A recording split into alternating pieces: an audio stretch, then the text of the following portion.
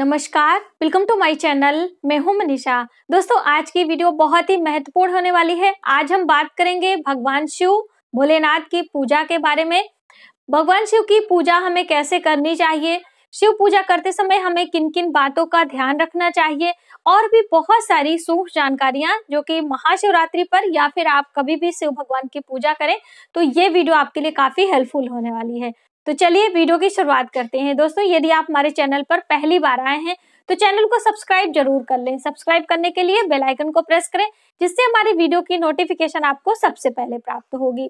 दोस्तों, आपकी जानकारी के लिए बता दूं कि हमने आपको भगवान शिव की पूजा हम घर पे कैसे करें या फिर आप मंदिर जा रहे हैं तो मंदिर में हम भगवान शिव की पूजा कैसे करें, परिक्रमा कितनी लगाएं, वो सभी जानकारी मैंने आपको पहले से ही दी है। फिर भी आप सभी कई लोग आप जानना चाहते हैं कि शिव पूजा से संबंधित एक वीडियो शेयर करें, तो ये जानकारी आप सभी के लिए है, हमारे नए दर्शकों के लिए। सबसे पहले तो आप सभी को महाशिवरात्रि पर्व की हार्दिक शुभकामनाएं। आप सभी के जीवन में भगवान भोलेनाथ और माता पार्वती की कृपा सदियों बनी रहे, आपके जीवन में खुशियों की बरसात हो, ऐसी मेरी शुभकामना है। चलिए वीडियो की शुरुआत करते हैं। दोस्तों, शिव पूजा से संबंधित बहुत सारी महत्वपूर्ण जानकारी है, वो पहले हम आपको देना चाहेंगे। जैसे कि कई लोगों के मन में ये सवाल आता है कि हमने जो अपने घर पे शिवलिंग रखना है उसे हम कब लेकर आएं, कई लोग जानना चाहते हैं।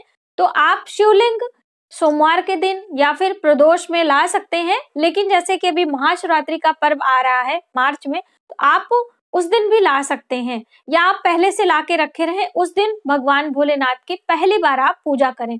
लेकिन आपको कभी भी अपने घर में भगवान शिवलिंग की या फिर किसी भी देवता की प्राण प्रतिष्ठा नहीं करानी होती है।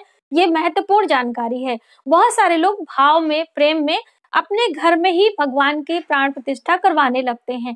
तो जैसे हमारे देवताओं के लिए कि हम अचल प्रतिमा नहीं रख सकते हैं, घर पे चल प्रतिमा, यानी कि आप जब इच्छा हो उन्हें एक स्थान से दूसरे स्थान हटा के उनकी साफ सफाई कर सकते हैं, फिर आप उन्हें यथास्थान रख के उनका पूजा श्रृंगार आप कर सकते हैं विधिवत तरीके से। लेकिन बिल्कुल फिक्स तरीके से जैसे मंदिरों में होता है उस तरह से हमें अपने घर में नहीं रखना चाहिए। उसी प्रकार से किसी भी देवता की प्राण प्रतिष्ठा नहीं करानी चाहिए, ये हमारे गृहस्थ के लिए शुभ नहीं माना जाता है। तो इसलिए आप ये कार्य ना करें। आप शिवलिंग लेकर आए, आप अपने घर में बहुत ही प्रेम से पूजा करें।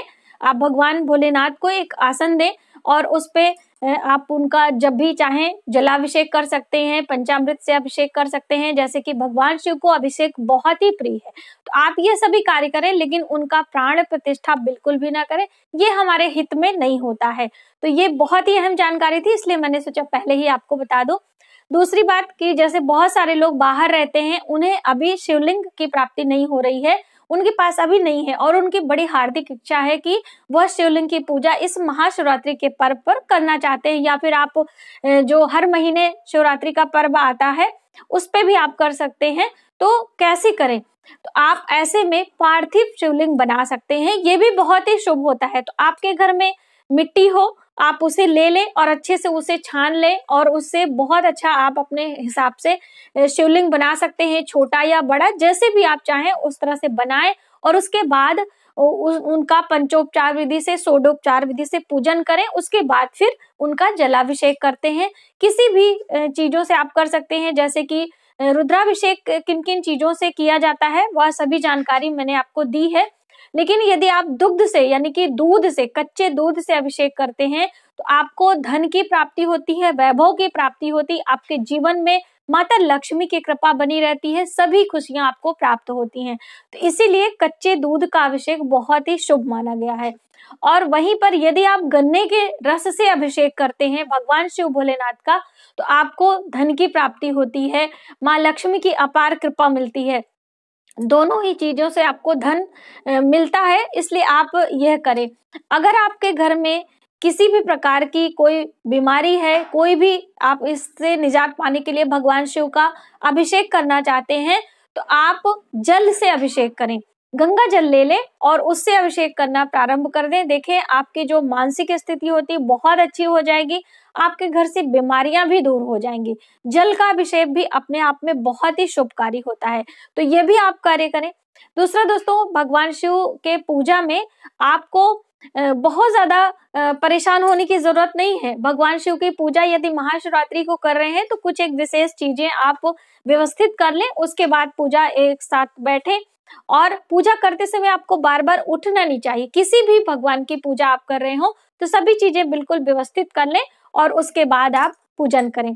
और कई लोगों ने ये पूछा था कि हमें जब भी किसी देवता की पूजा करते हैं तो क्या पहले भोग लगाना चाहिए आरती करने से पहले या बाद में?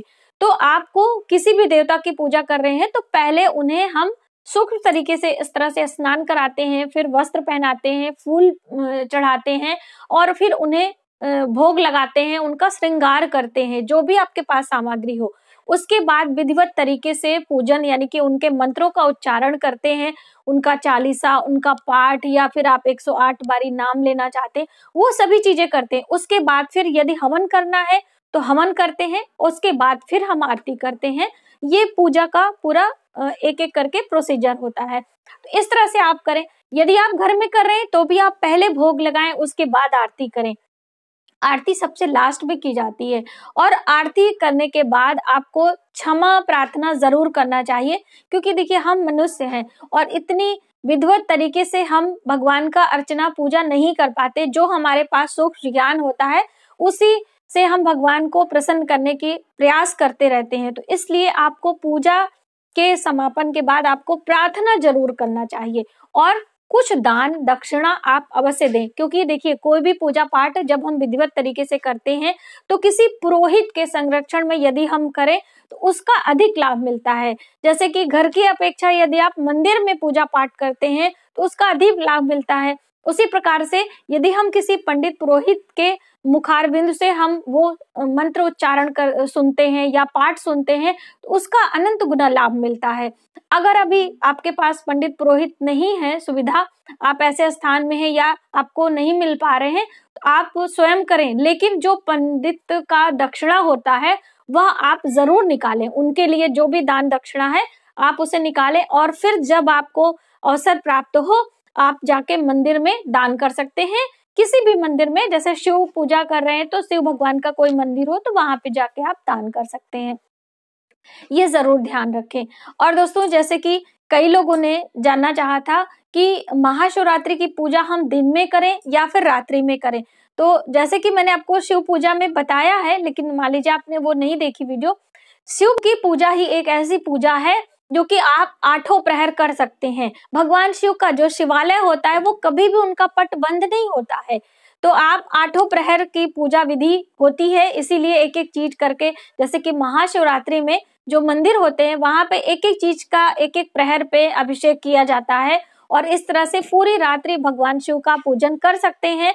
और सबसे अधिक महत्वपूर्ण होता है अर्धरात्रि, यानी कि आप करीब 11:30 बजे से 12-1 के बीच की जो पूजा होती है बहुत ही लाभकारी होती है। यदि ऐसे में आप बैठ के केवल भगवान शिव के मंत्रों का उच्चारण ही करते हैं, वो भी अपने आप में बहुत लाभकारी होता है। और यदि आपको अवसर प्राप्त हो तो इस समय आप किसी शिवालय जाके और किसी भी मनोकामना पूर्ति हेतु यदि भगवान शिव के नाम से 11 दीपक लगाते हैं भगवान शिव के मंदिर में दिया लगाते समय भी आपको ध्यान रखना चाहिए कि बहुत ज्यादा भगवान भोलेनाथ के आसपास ही आपको दीपक नहीं रखना चाहिए। एक रीजन होता है कि भगवान शिव के गले में उन्होंने हार के रूप में सर्प धारण किया होता है। अपने जो है जटाओं में भगवान शिव के सर्प होते हैं। आसपास बहुत सारे सर्पों का श्रृंगार भगवान शिव ने किया होता है। तो ऐसे में यदि आप उनके पास दीपक जलाते हैं तो सर्पों को अग्नि से भय लगता है। इसी वजह से मना किया जाता है कि भगवान शिव के मंदिर में बिल्कुल पास आपको दीपक नहीं प्रज्वलित करना होता, थोड़ा सा दूरी बना के आप करते हैं तो इससे आपको बहुत लाभ मिलता है। तो ये बहुत सारी सूक्ष्म बातें होती हैं जो आपको जरूर पता होनी चाहिए। और दोस्तों, भगवान शिव की जब आप पूजा करें तो सर्वप्रथम भगवान गणेश का पूजन करें, उसके बाद माता पार्वती की पूजा करें, फिर भगवान भोलेनाथ का पूजा किया जाता है। इस तरह से ये पूरा प्रोसीजर होता है। और जो भी भोग वगैरह आपको लगाना है वह आप जो वेदी बनी होती है वहां पर अर्पित कर सकते हैं। और जब आप पूजन कर रहे हैं, जलाभिषेक कर रहे हैं, तो जो सर्प देवता बने होते हैं वहां पर आपको जरूर चढ़ाना चाहिए। और जो शिवलिंग के ऊपर आपने देखा होगा मंदिर में इस तरह से 5 मुखी नाग देवता जो होते हैं उनको भी आपको जल अर्पित करना होता है।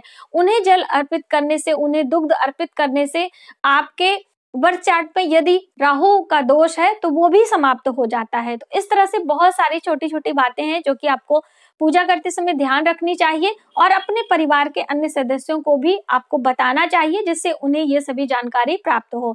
और दोस्तों, मंदिर में कैसे पूजा करते हैं, किन किन तिथियों में हमें भगवान शिव का अभिषेक करना चाहिए, और भी बहुत सारी शिव पूजा से जुड़ी जानकारी मैंने आपको पहले से दी है, तो आप उसे जरूर चेकआउट करें। आज की वीडियो में बस इतना ही। यदि हमारी जानकारी आपको थोड़ी सी भी हेल्पफुल लगे तो प्लीज हमारी वीडियो को लाइक करें, शेयर करें, सब्सक्राइब जरूर करें नई वीडियोस के लिए।